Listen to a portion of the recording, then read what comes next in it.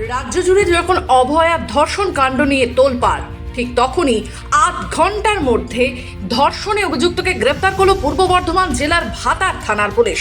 অভিযুক্তের নাম বাদশা শেখ। বাদশা পেশায় ভ্যান চালক।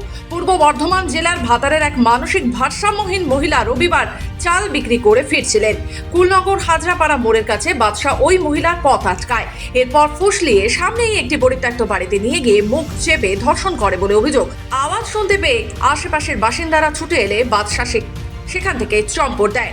ভাতার থানায় খবর গেলে তৎপরতার সঙ্গে স্থানীয় মাঠ থেকে অভিযুক্তকে গ্রেপ্তার করে রবিবার। এদিন বিকেলে এই বিষয়ে অভিযুক্তকে সঙ্গে নিয়ে সংবাদ মাধ্যমের মুখোমুখি হন জেলা পুলিশ সুপারের কনফারেন্স হলে পূর্ব বর্ধমান জেলার অতিরিক্ত পুলিশ সুপার অঙ্কুব ব্যানার্জি। ভাতার থানা অত্যন্ত দক্ষতার সঙ্গে ঘটনার ৮ ঘন্টার মধ্যে অভিযুক্তকে গ্রেপ্তার করেছে বলে সংবাদ মাধ্যমকে জানানো হয়।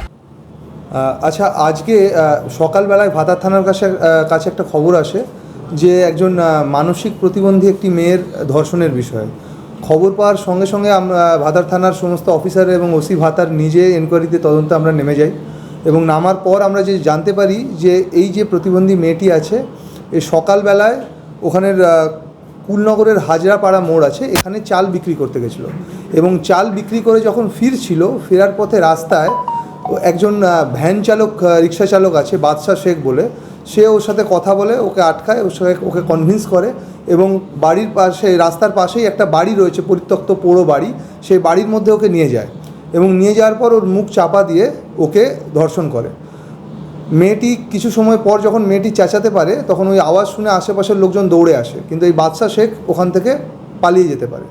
এরপরে যখন থানায় যে খবরটা আসে আমাদের কাছে এবং সমস্ত অফিসাররা বেরিয়ে যায়, আমরা ওসি ম্যানুয়াল সমস্ত সোর্সকে কাজে লাগাই, আমরা সমস্ত জায়গায় পুলিশ বেরিয়ে পড়ে এবং অত্যন্ত দ্রুততা এবং দক্ষতার সাথে ৮ ঘন্টার মধ্যে আমরা কুলনগরের মাঠ থেকে আমরা আসামিকে ধরতে সক্ষম হই।